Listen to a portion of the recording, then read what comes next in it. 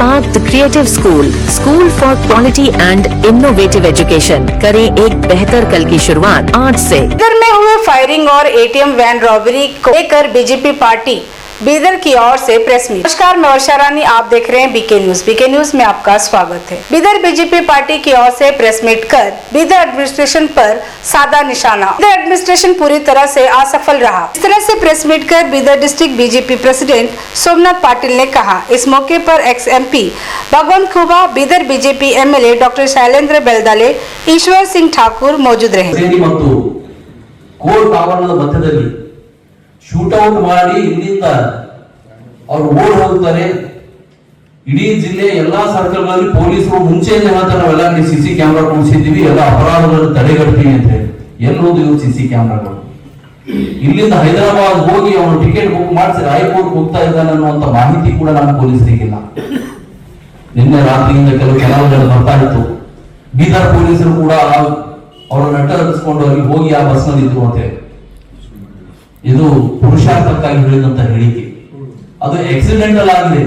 ಇವರು ಯಾವುದೋ ಒಂದು ವಾರಂಟ್ಗಾಗಿ ಆ ಬಸ್ಸಿಗೆ ಹೋಗ್ತಾ ಇದ್ದಾರೆ, ಅದೇ ಬಸ್ ನಲ್ಲಿ ಅವರು ಸಿಕ್ಕಿದ್ದಾರೆ. ಹೈದರಾಬಾದ್ ನ DCP ಹೇಳಿದರೆ ಬೀದರ್ ನಲ್ಲಿ ನಡೆದಂತ ಘಟನೆ ಬಗ್ಗೆ ಮಾಹಿತಿ ಇಲ್ಲ ಅಂತ ಹೇಳಿ. ನಮ್ಮ SP ಅವರು ಹೇಳಿದ್ರು 9 ತಂಡಗಳನ್ನು ಮಾಡಿದ್ದೀವಿ, ಸುತ್ತ ಇರುವಂತ ಎಲ್ಲಾ ಜಿಲ್ಲೆ ಪೊಲೀಸರಿಗೆ ಮಾಹಿತಿ ಕೊಟ್ಟಿದ್ದೀವಿ, ಸಿಲ್ಕ್ ಅಂಡ್ ಸಾರಿ ಕೊಟ್ಟಿದ್ದೀವಿ. ನಮ್ಮ ಜಿಲ್ಲೆ ಪೊಲೀಸರು ಏನ್ ಮಾಡ್ತಾ ಇದ್ರು ಅವರು ಇಲ್ಲಿಂದ ಹೋಗುವವರಿಗೆ? ಮೊದಲನೇದು ಆ ಘಟನೆ ಯಾಕೆ ನಡೀತು ಅಂದ್ರೆ ಈಗಾಗಲೇ ನಮ್ಮ ಸಂಸದರು ಹೇಳಿದಂತೆ ಜಿಲ್ಲೆಯಲ್ಲಿ ಅಪರಾಧ ಕೃತ್ಯಗಳು ಹೆಚ್ಚಾಗಿವೆ, ಕೊಲೆಗಳು ಹೆಚ್ಚಾಗಿವೆ. ನಿನ್ನೆ ಮೊನ್ನೆ ಧನ್ನೂರದಲ್ಲಿ ಬಸವ ಕಲ್ಯಾಣದಲ್ಲಿ ಕೊಲೆ ಆಗಿದೆ, ಕಳ್ಳತನ ಪ್ರಕರಣಗಳು ಹೆಚ್ಚಾಗಿವೆ, ಸಣ್ಣ ಪುಟ್ಟ ಅಪರಾಧಗಳು ಆಗ್ತಾ ಇವೆ. ಆ ಅಪರಾಧಿಗಳಿಗೆ ಭಯ ಇಲ್ಲ. ಅವ್ರು ಪೊಲೀಸ್ ಸ್ಟೇಷನ್ ಬಂದ ತಕ್ಷಣ ಬಿಡಿಸಿ ಕಳಿಸ್ಕೊಡೋರು ಇಲ್ಲಿನ ಸರ್ಕಾರದಲ್ಲಿರುವಂತಹ ಪ್ರತಿನಿಧಿಗಳಾಗಿದ್ದಾರೆ. ಉದಾಹರಣೆಗೆ ಬೀದರ್ ನಲ್ಲಿ ಎಲ್ಲಾದ್ರೂ ಅಪರಾಧ ಕೃತ್ಯ ನಡೀತಾ ಇದೆ ಅಂದ್ರೆ ಅವ್ರನ್ನ ಪೊಲೀಸ್ ಸ್ಟೇಷನ್ ತರವರಿಗೆ ಬಿಡಿಸ್ಕೊಳ್ತಾರೆ. ಈಗ ಸದ್ಯ ಟೌನ್ ಪೊಲೀಸ್ ಸ್ಟೇಷನ್ ನಲ್ಲಿ ಗೋಮಾತೆಯನ್ನು ಕಳ್ಳ ಸಾಗಣೆ ಮಾಡ್ತಾ ಇರುವಂತ ಗೋವುಗಳನ್ನ ಹಿಡ್ಕೊಂಡು ಇಕ್ಕಿದ್ದಾರೆ. ಇವತ್ತು ಮುಂಜಾನೆ ಆದಂತ ಘಟನೆ. ಅವ್ರಿಗೆ ಬಿಡಿಸ್ಲಿಕ್ಕೆ ಅಲ್ಲಿ ಬಂದಾರ, ಅಲ್ಲಿ ಕಸಾಯಿಗಳು ಅವರನ್ನು ಅಂಜಿಸ್ತಾ ಇದ್ದಾರೆ. ಯಾರು ಹಿಡಿದ್ರೆ ಅವರನ್ನೇ ಅಂಜಿಸ್ತಾ ಇದ್ದಾರೆ.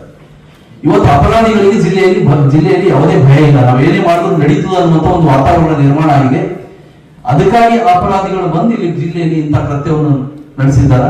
ಇವತ್ತು ನಾಳೆ ನಾಡಿದ್ದು ಅಥವಾ ಇವತ್ತು ತಾವು ಅಪರಾಧಿಗಳನ್ನು ಹಿಡಿಬಹುದು. ಅದು ಒಬ್ಬ ದಲಿತ ಯುವಕ ತನ್ನ ಕುಟುಂಬ ನಡೆಸೋದಕ್ಕೋಸ್ಕರ ಇವತ್ತಲ್ಲಿ ಕೆಲಸ ಮಾಡ್ತಾ ಇದ್ರು, ಅವನು ಪ್ರಾಣ ತಂದುಕೊಡ್ಲಿಕ್ಕೆ ಸಾಧ್ಯ ಇದೆಯಾ?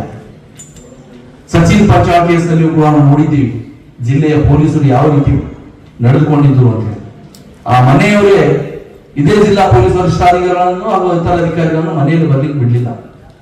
ಇವತ್ತು ಜನರು ಪೊಲೀಸ್ ಸ್ಟೇಷನ್ ಏನಾದ್ರೂ ಹೋಗೋದು ಪೊಲೀಸ್ ಸ್ಟೇಷನ್ಗೆ, ಅದು ಪೊಲೀಸ್ ಸ್ಟೇಷನ್ ಹೋದ್ರೆ ನಮ್ಗೆ ಏನು ನ್ಯಾಯ ಸಿಗಲ್ಲ ಅನ್ನುವಂತ ಒಂದು ವಾತಾವರಣ ಜಿಲ್ಲೆಯಲ್ಲಿ ನಿರ್ಮಾಣ ಆಗಿದೆ. ಅದಕ್ಕೆ ಇವತ್ತು ಗೃಹ ಮಂತ್ರಿಗಳು ಅವರು ಔತಣಕೂಟದಲ್ಲಿ ಬ್ಯುಸಿ ಆಗಿದ್ದಾರೆ. ಅವ್ರು ಗೃಹ ಮಂತ್ರಿಗಳು ಇದ್ದಾರೋ ಎಲ್ಲೋ ಗೊತ್ತಾಗ್ತಾ ಇಲ್ಲ. ಯಾರನ್ನು ಅಧ್ಯಕ್ಷ ಮಾಡಬೇಕು, ಯಾರನ್ನು ಮುಖ್ಯಮಂತ್ರಿ ಇಕ್ಬೇಕು, ಯಾರನ್ನು ಮುಖ್ಯಮಂತ್ರಿ ಬದಲಾವಣೆ ಮಾಡಬೇಕು ಅಂತ ಅನ್ನೋದಕ್ಕೆ ಬ್ಯುಸಿ ಆಗಿದ್ದಾರೆ. ಇವತ್ತು ಗುತ್ತಿಗೆದಾರರು ಮಂತ್ರಿಗಳಿಗೆ ನೇರವಾಗಿ ಪತ್ರ ಬರೆದಿದ್ದಾರೆ. 34,000 ಬಿಲ್ಲು ನಮ್ಮದು ಬರೋದಿದೆ, ಆದ್ರೆ ಯಾರು ಕಮಿಷನ್ ಕೊಡ್ತಾ ಇದ್ದಾರೆ 60% ಕಮಿಷನ್ ಕೊಟ್ಟಿದ್ದವರಿಗೆ ಬೇಗ ಬಿಲ್ ಆಗ್ತಾ ಇದೆ, ಉಳಿದವ್ರಿಗೆ ಬಿಲ್ ಆಗ್ತಾ ಇಲ್ಲ. ಇವತ್ತು ಈ ಸರ್ಕಾರ 60% ಕಮಿಷನ್ ಸರ್ಕಾರ ಆಗಿದೆ. ಈ ಸರ್ಕಾರ ರಾಜ್ಯದ ಜನರ ಹಿತರಕ್ಷಣೆ ಮಾಡ್ತಾ ಇಲ್ಲ, ಕೇವಲ ಮಂತ್ರಿಗಳು ದುಡ್ಡಿಗಾಗಿ ಕೆಲಸ ಮಾಡ್ತಾ ಇದ್ದಾರೆ. ಯಾರನ್ನು ಅವರ ಪಕ್ಷದ ಅಧ್ಯಕ್ಷ ಮಾಡಬೇಕು, ಯಾರನ್ನು ಮುಖ್ಯಮಂತ್ರಿ ಇಕ್ಕಬೇಕು, ಯಾರನ್ನು ಮುಖ್ಯಮಂತ್ರಿ ತೆಗಿಬೇಕು ಅನ್ನೋದ್ರಲ್ಲಿ ಇವತ್ತು ಬ್ಯುಸಿ ಆಗಿದ್ದಾರೆ. ಅದಕ್ಕಾಗಿ ಇವತ್ತು ರಾಜ್ಯದಲ್ಲಿ ಗೃಹ ಇಲಾಖೆ ಸಂಪೂರ್ಣ ವಿಫಲವಾಗಿದೆ. ಇವತ್ತು ಯಾರು ಅಪರಾಧಿಗಳಿದ್ದಾರೆ ಅವ್ರ ಮೇಲೆ ಕ್ರಮ ಕೈಗೊಳ್ತಾ ಇಲ್ಲ. ಅದಕ್ಕೆ ಬದಲಾಗಿ ಯಾರಾದ್ರೂ ಪೊಲೀಸ್ ಸ್ಟೇಷನ್ಗೆ ಕಂಪ್ಲೇಂಟ್ ತಗೊಂಡು ಹೋಗಿದ್ರು ಅಂದ್ರೆ ಅಂತವ್ರಿಗೆ ಅಂಜಿಸುವಂತ ಕೆಲಸ ನಡೀತಾ ಇದೆ. ಅದಕ್ಕೆ ಪೊಲೀಸ್ ವ್ಯವಸ್ಥೆ ಸಂಪೂರ್ಣ ಹದಗೆಟ್ಟಿದೆ. ಇವತ್ತು ಜಿಲ್ಲೆಯಲ್ಲಿ ಎಲ್ಲಾ ರೀತಿಯಲ್ಲಿ ಅದು ಕಾನೂನು ಮತ್ತು ಸುವ್ಯವಸ್ಥೆ ಇರ್ಬೋದು, ಇತರ ಇಲಾಖೆಗಳಿರ್ಬೋದು. ಇವತ್ತು ರೆವಿನ್ಯೂ ಡಿಪಾರ್ಟ್ಮೆಂಟ್ ಅಲ್ಲಿ ಕೂಡ ಸಾಕಷ್ಟು ಭ್ರಷ್ಟಾಚಾರ ಹೆಚ್ಚಾಗಿದೆ. ಜಿಲ್ಲಾಡಳಿತ ಸಂಪೂರ್ಣ ವಿಫಲವಾಗಿದೆ. ಅದಕ್ಕಾಗಿ ಈಗಾಗಲೇ ನಮ್ಮ ಸಂಸದರು ಹೇಳಿದಂಗ ಜಿಲ್ಲಾ ಉಸ್ತುವಾರಿ ಸಚಿವರು ಅವರು ಏಕಸ್ವಾಮಿತ್ವ ಸ್ಥಾಪಿಸಬೇಕಂತ ಪ್ರಯತ್ನ ಮಾಡ್ತಾ ಇದ್ದಾರೆ. ಅವರು ಬೀದರ್ ಇನ್ನೊಬ್ಬರು ಸಚಿವರು ಕೂಡ ಇದ್ದಾರೆ. ಅವ್ರ ಸಚಿವರು ಹೊರನೂ ಇಲ್ಲ ಗೊತ್ತಿಲ್ಲ, ಅವ್ರಿಗೆ ಮೂಕ ಸಚಿವರು ಅಂತ ನಾವು ಕರಿಬೇಕಿತ್ತು. ಅಪರಾಧ ಆದರೆ ಅವ್ರ ನಗರದಲ್ಲಿ ಆಗಿದೆ, ಇಲ್ಲಿವರೆಗೆ ಅವ್ರದ್ದು ಯಾವುದೋ ಹೇಳಿಕೆ ಇಲ್ಲ, ಇಲ್ಲಿವರೆಗೆ ಒಂದು ಸ್ಟೇಟ್ಮೆಂಟ್ ಇಲ್ಲ.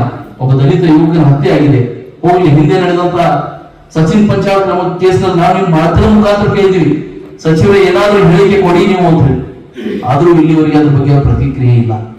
ಇಂಥ ಸಚಿವರನ್ನು ಪಡೆದಿದ್ದು ನಮ್ಮ ದುರ್ದೈವ.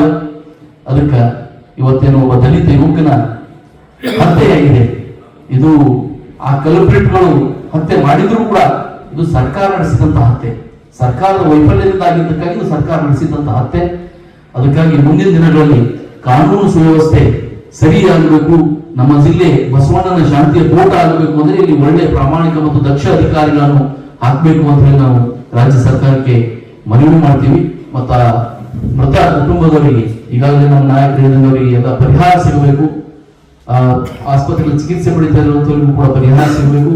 ಬೇಗ ಆರೋಪಿಗಳನ್ನು ಅರೆಸ್ಟ್ ಮಾಡಬೇಕು ಮತ್ತು ಮೃತ ಕುಟುಂಬನ ಆತ್ಮಕ್ಕೆ. पहले हमारा शादी होके 7 साल हो गया, बहुत जगह दिखाया, इधर से कल्याण में भी दूसरे कंपनी में भी दिखाया और भालकी में भी कितने 2 साल दिखाया, बड़े बड़े हॉस्पिटल में 2 साल दिखाया, फिर भी सक्सेस नहीं हो गया। इधर जीवन ज्योति हमारा वरवट्टी प्रियंका मैडम के पास आ गया, हम इधर हमको सक्सेस हो गया। हम मैडम को और पूरे स्टाफ को धन्यवाद देते हैं।